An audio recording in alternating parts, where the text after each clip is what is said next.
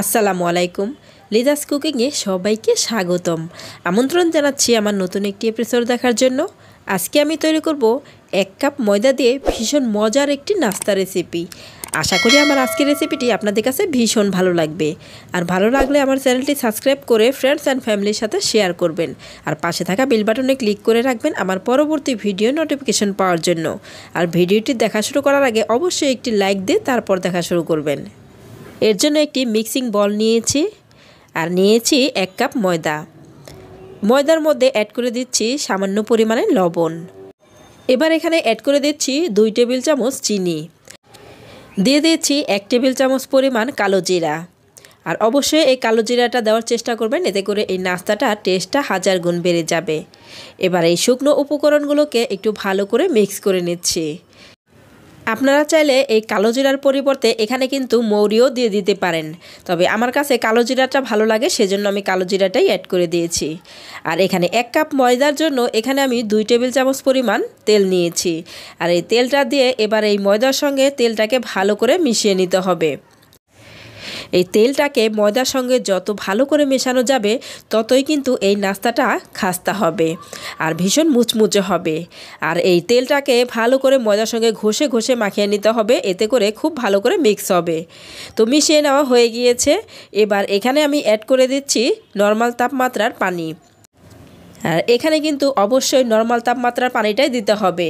আর এখানে কিন্তু গরম পানি অ্যাড করা যাবে না, তাহলে কিন্তু এই নাস্তাটা মুচমুচে হবে না।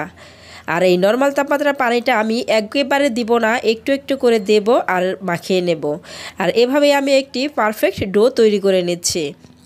তো একবারে দিলে কিন্তু এই ডোটা একটু নরম হয়ে যেতে পারে, সেজন্য অল্প করে দিয়ে দিয়ে এই ডোটাকে মাখিয়ে নিতে হবে। তো নাস্তার ডোটা কিন্তু তৈরি হয়ে গিয়েছে। আর এটা একদম নরমও করা যাবে না, আবার একেবারে শক্তও করা যাবে না। এবার একটি ঢাকনা দিয়ে ঢেকে অপেক্ষা করছি 30 মিনিট। ফিরে আসছি 30 মিনিট পর। 30 মিনিট পর আমাদের এই ডোটা কিন্তু একদম সফট হয়ে গিয়েছে। এখন আবারও একটু এই ডোটাকে মথে নিচ্ছি। তো ডোটা কিন্তু একদম পারফেক্টভাবে রেডি হয়ে গিয়েছে। এবার আমরা নাস্তাটাকে তৈরি করে নিচ্ছি। এর জন্য এখানে কিছুটা ডো নিয়েছি। কিছুটা ডো নিয়ে এভাবে আমি একটি গোল করে শেপ দিয়ে নিচ্ছি। আর গোল করে শেপ দিয়ে নেওয়ার পর এভাবে একটু চ্যাপ্টা করে নিচ্ছি। এতে করে আমরা একটি রুটি তৈরি করে নেব, আর এই রুটিটা বেলতে সুবিধা হবে। এবার এখানে একটু ময়দা ছিটিয়ে দিচ্ছি।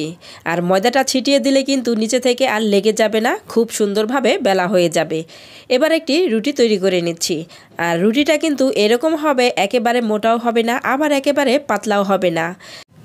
আমি আমার মতো করে রুটিটাকে বেলে নিচ্ছি। রুটিটা কিন্তু বেলে নেওয়া হয়ে গিয়েছে। এবার এই রুটিটাকে কেটে নিচ্ছি। এর জন্য একটি নাইফ দিয়ে মাঝখান থেকে কেটে নিলাম। ফ্রেন্ডস, একটু ভালো করে লক্ষ্য করে দেখুন আমি ঠিক কিভাবে রুটিটাকে কেটে নিচ্ছি। আমি আজকের এই নাস্তাটি একদম সহজ করে দেখানোর চেষ্টা করেছি। একদম অল্প উপকরণে অল্প সময়ের মধ্যে যে কেউ এই নাস্তাটি তৈরি করে ফেলতে পারবেন। রুটিটা কিন্তু কাটা হয়ে গিয়েছে। এবার এই রুটির একটু টুকরোর একটা সাইড থেকে এভাবে একটু ঘুরিয়ে নিচ্ছি। আর এভাবে একটু চেপে চেপে দিতে হবে, চেপে চেপে ঘুরিয়ে নিলেই একটি নাস্তা তৈরি হয়ে গেল। এবার এই নাস্তাটাকে আমি একটা সাইডে রেখে দিচ্ছি। আর আপনাদের সুবিধার জন্য আমি আরও একটি নাস্তা তৈরি করে দেখিয়ে দিচ্ছি। তো একটা পাশ থেকে উঠিয়ে এভাবে একটু চেপে চেপে ঘুরিয়ে নিলেই কিন্তু একটি নাস্তা তৈরি হয়ে গেল।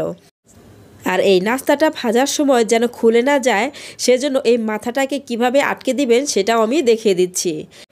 এটাকে ঘুরিয়ে নেওয়ার পর এই কোণাটাতে একটু পানি লাগিয়ে দিতে হবে। এভাবে একটু পানি দিয়ে মুখটাকে আটকে দিলে ভাজার সময় কিন্তু এটা আর খোলার চান্স থাকবে না, একদম খুব সুন্দরভাবে এটা ভাজা হয়ে যাবে। আমার এই নাস্তাটিও তৈরি হয়ে গেল। আর সেমভাবে আমি সবগুলো নাস্তাই তৈরি করে নিয়েছি। এবার এই নাস্তাগুলোকে ভাজার পালা। এর জন্য চুলায় আমি আগে থেকেই প্যান বসিয়ে তেল দিয়ে গরম করে নিয়েছি। এবার এখান থেকে একটি নাস্তা নিয়ে এই তেলের মধ্যে ছেড়ে দিচ্ছি। আর ফ্রেন্ডস, দেখতেই পাচ্ছেন তেলটা কিন্তু একদমই বেশি গরম হয়নি, একদম হালকা গরম হয়েছে। আর এই পর্যায়ে আমি এই নাস্তাগুলো দিয়ে দিচ্ছি। আর এই নাস্তাগুলো দেওয়ার সময় তেলটা যদি হালকা গরম থাকে তাহলে নাস্তাগুলো কিন্তু ভাজার পরে এটা দেখতে অনেক সুন্দর লাগে। আর নাস্তাগুলো অল্প আছে একটু বেশি সময় নিয়ে ভাজলে নাস্তাগুলো কিন্তু একদম মুচমুচে হবে। আমি কিন্তু এখানে নাস্তাগুলো দিয়ে দিয়েছি, তারপরেও কিন্তু একদম বুদবুদ বেশি উঠেনি, হালকা আঁচে আমি নাস্তাগুলোকে ভেজে নিচ্ছি। তো ফ্রেন্ডস, যারা এই পর্যন্ত আমার ভিডিওটি দেখছেন অথচ লাইক দেন নাই, তারা প্লিজ একটি লাইক দিয়ে দেবেন।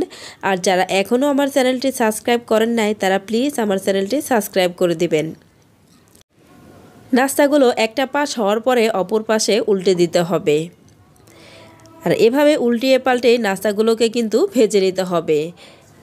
নাস্তাগুলো বেশ কিছুটা সময় নিয়ে ভাজার পর যখন এরকম কালার চলে আসবে, তখন কিন্তু আর এইটা নাড়া বন্ধ করা যাবে না, অনবরত নাড়তে হবে। তা না হলে একটা পাশে বেশি কালার চলে আসবে আর অপর পাশটা সাদা থাকবে। সেজন্য অনবরত নাড়তে হবে, এতে করে সব সাইডে সমানভাবে কালার আসবে।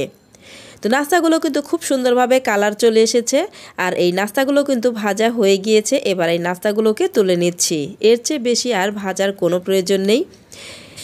এবার এই নাস্তাগুলোকে তুলে একটু তেলটাকে ছড়িয়ে নিচ্ছি। তেলটা ছড়িয়ে নেওয়ার পর একটি টিস্যুর উপরে এই নাস্তাগুলোকে তুলে নিচ্ছি। আর অবশ্যই একটু টিস্যুর উপরে তুলে নেবেন, এতে করে নাস্তার গায়ে যে তেলটা থাকবে সেই তেলটা শুষে নিয়ে যাবে। সবগুলো নাস্তা কিন্তু তুলে নিয়েছি আর একটু কাছ থেকে দেখিয়ে দিচ্ছি আমার নাস্তাগুলো ঠিক কেমন হয়েছে। অল্প সময়ে অল্প উপকরণে কোনো রকম ঝামেলা ছাড়াই কিন্তু এই নাস্তাটি তৈরি করে নেওয়া যায়। চায়ের সাথে কিন্তু একেবারে জমে যাবে এই নাস্তাটি। তো ফ্রেন্ডস, আমার আজকের রেসিপিটি আপনাদের কাছে কেমন লেগেছে অবশ্যই আমাকে কমেন্ট করে জানাবেন। আর যারা একেবারে নতুন রাঁধুনি, আশা করি আমার আজকের রেসিপিটি তাদের কাজে আসবে। আর যারা একবারও এভাবে এই রেসিপিটি তৈরি করে খেয়ে দেখেন নাই, তারা একবার হলেও এই রেসিপিটি তৈরি করে খেয়ে দেখবেন। আমার বিশ্বাস আপনাদের কাছে ভীষণ ভালো লাগবে। আজ এই পর্যন্তই, পরবর্তী পর্বে আবার দেখা হবে। সবাই ভালো থাকবেন। আল্লাহ হাফেজ।